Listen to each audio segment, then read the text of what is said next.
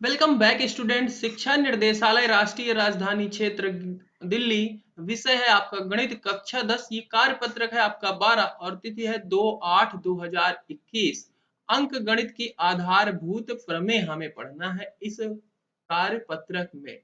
अंक गणित की प्रमेय, आधारभूत प्रमेय, तो ये क्या होती है एक बार सुन लो। कोई भी भाज्य संख्या दी गई हो, अब बोलोगे भाज्य क्या है? भाज्य मतलब जिसमें आप किसी भी संख्या से भाग दो वो चली जाए, किसी न किसी संख्या से भाग चली जाए, तो वो संख्या हो उसका आप गुणनखंड करो और गुणनखंड के करके आप उसको अभाज्य संख्या के रूप में लिखना ही अंक गणित की आधारभूत प्रमेय है। ठीक है, भाज्य संख्या को गुणनखंड करके अभाज्य संख्या के रूप में लिखना अंकगणित के आधारभूत प्रमेय है।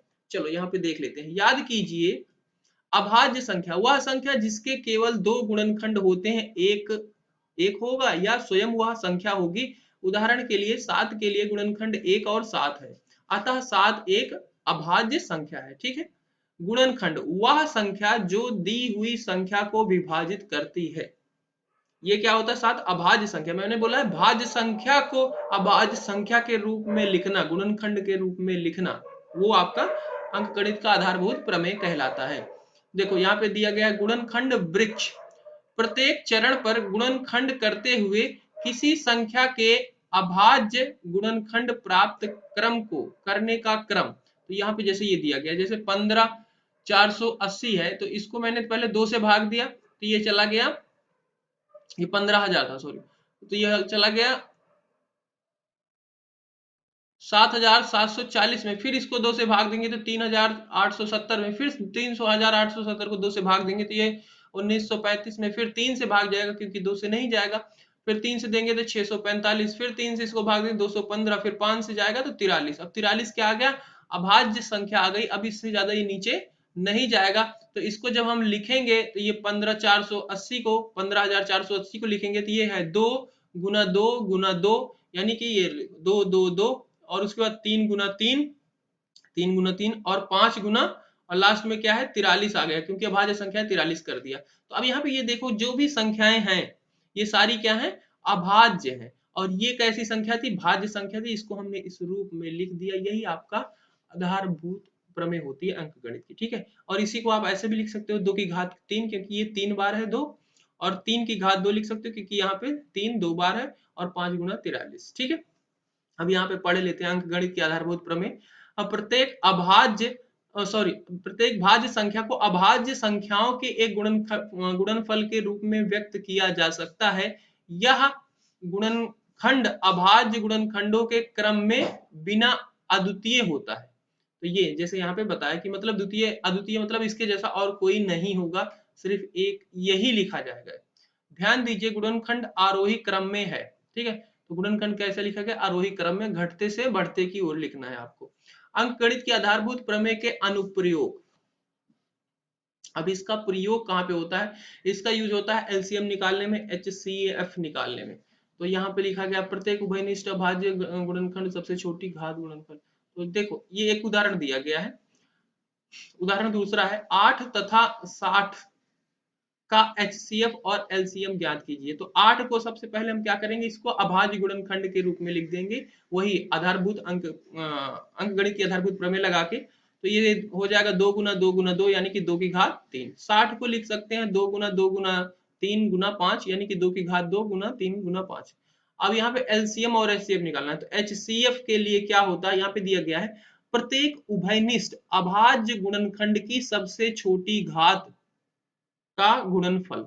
ये कह रहा है कि आपको जो भी संख्या दी गई है उनमें देखना है, जो अभाज्य गुणनखंड आपने लिखे हैं उनमें सबसे छोटी और उभयनिष्ठ हो, जो दोनों संख्याओं में हो। यहाँ पे 2 संख्या दी गई है, 2 में होगा, 3 होंगी तो 3 के अंदर भी देखेंगे, और यहाँ पे 2 है तो 2 में देखेंगे कि सबसे छोटी हो और दोनों में हो उनका गुणनफल। तो यहाँ पे 2 इसमें भी है और 2 इसमें भी है, तो एक तो ये हो गया। ठीक है, और एक 2 इसमें है, एक 2 इसमें है, तो ये 2 हो जाएगा, यानी कि 2 गुना 2 यहाँ पे हो गया, 2 की घात 2 लिखा है ना। और कोई संख्या जो दोनों में है नहीं, तो यही इसका एचसीएफ हो जाएगा, यानी कि 4। एलसीएम देखो क्या होती है? एलसीएम प्रत्येक अभाज्य गुणनखंड की सबसे बड़ी घात का गुणनफल। प्रत्येक अभाज्य गुणनखंड की सबसे बड़ी घात का गुणनफल, इसको आप ऐसे समझ लो, इसमें आपको गुणन एलसीएम में आपको देखना है जो कॉमन है उनको एक बार लिखना है, बाकी सारी संख्याएं आपको गुणा के रूप में लिख लेना है। क्लियर बात? तो यहाँ पे कॉमन क्या था, उभयनिष्ठ क्या था, 2 की घात 2 था, 2 की घात 2 हमने यहाँ पे लिखा है, 2 की घात 3 लिखा है, क्योंकि एक ये भी यहाँ पे था। ठीक है, तो 2 की घात 2 लिखो और फिर 2 इसको भी लिखो और फिर 3 लिखो, गुने में 5 लिखो, तो इन सब का मल्टीपल जो आएगा, गुणा आएगा, वो आपका एलसीएम कहलाएगा। तो 120 आपका क्या हो जाएगा, एलसीएम हो जाएगा। उदाहरण तीसरा दिया गया है। अच्छा हाँ, यहीं पे एक चीज और ध्यान से देखना, दो धनात्मक पूर्णांक ए और बी के लिए एचसीएफ और गुणा एलसीएम बराबर होता है उन दोनों संख्याओं का गुना। ये क्या मतलब, मान लो जैसे ये हमने निकाला 8 और 60 का एलसीएम और एचसीएफ निकालना है, तो इसका एलसीएम जो आया है यानी कि 4, और जो एचसीएफ 4, और जो एलसीएम आया है 120, अगर हम इन दोनों का संख्याओं का गुना करें तो ये होगा 8 और 60 संख्या के बराबर, गुना के बराबर। ठीक है, एलसीएम जो आता है वो संख्या गुना एचसीएफ जो आता है वो संख्या, दोनों का गुना क्या होता है, उस संख्या के गुना के बराबर। ये एक संबंध है, इसको नोट कर लेना। उदाहरण तीसरा, जांच कीजिए कि n के किसी मान के लिए 12 की घात n अंक 0 पर प्राप्त हो सकता है या नहीं, जहां n एक प्राकृत संख्या है। ये कह रहा है कि ये नंबर दिया गया है 12 की घात n है और n आपकी प्राकृत संख्या हो सकती है, तो n के किसी भी नंबर के लिए क्या इसका जो आएगा सॉल्व करने के बाद क्या 0 मिल सकता है, हाँ या ना। तो देखो इसका हल बताया गया है, कोई संख्या 0 पर समाप्त होगी यदि उसके गुणनखंड में 2 तथा 5 आता है। तो ये कह रहा है कि कोई भी संख्या 0 पर समाप्त होगी अगर उसके गुणनखंड में 2 आए, या अकेले 2 आए, अकेले 5 आए, या दोनों गुणे के रूप में हो तो, और उसके अलावा अगर कोई संख्या उसके साथ गुना में हो गई तो नहीं प्राप्त होगा। ठीक है, तो 12 का अगर हम करते हैं तो 12 में तो है नहीं, 2 आएगा। ठीक है, और आ जाएगा फिर 2, फिर 2 आएगा और यहाँ पे 3 ये आ जाएगा। ठीक है, तो 2 तो आया पर उसके साथ कोई और संख्या आ गई, तो इसका मतलब इसके अंत में 0 नहीं प्राप्त होगा, कितनी भी हम n की वैल्यू बढ़ा ले।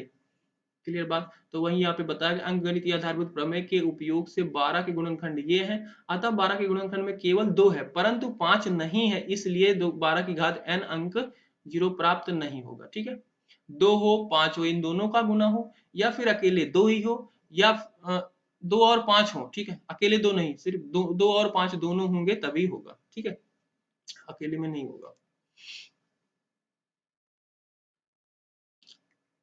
स्वयं प्रयास कीजिए।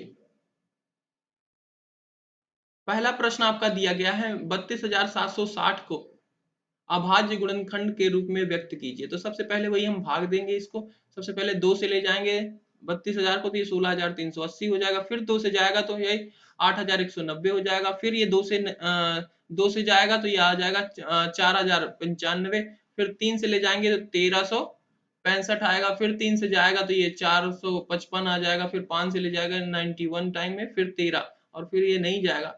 और फिर हम इसको लिख सकते हैं, क्या था, 2 कितनी बार हमने करा है, 3 बार, 2 की घात 3, और फिर 3 कितनी बार है, 2 है, और मल्टीपल में 5 सिर्फ एक बार है, 7 सिर्फ एक बार में है, और फिर लास्ट में 13।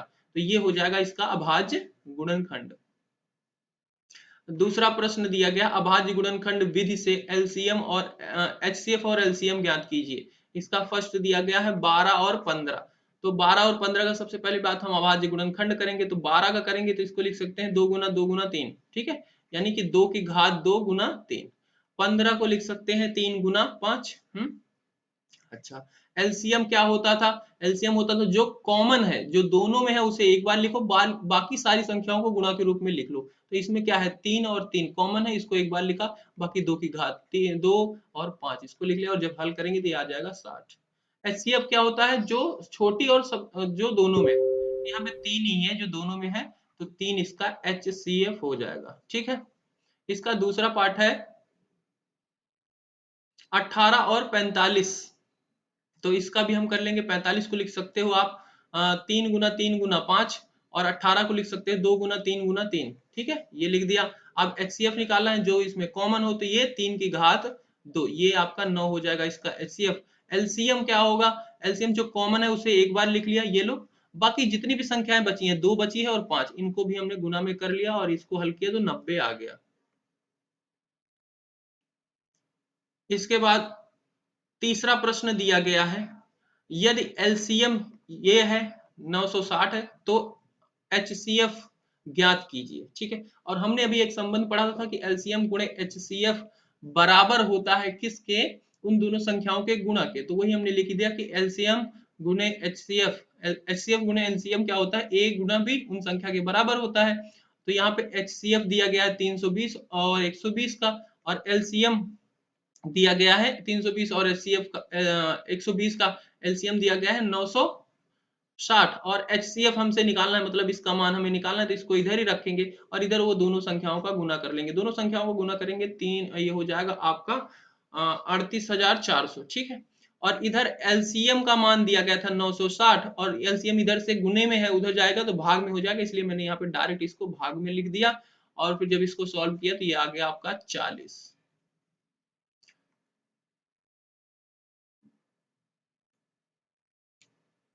चौथा प्रश्न है, जांच कीजिए कि n के किसी मान के लिए 12 की घात n अंक 0 समाप्त होगा या नहीं, जहां n एक प्रकृत संख्या है। तो इसको हमने भी वर्कशीट में ही देख लिया कि नहीं समाप्त होगा।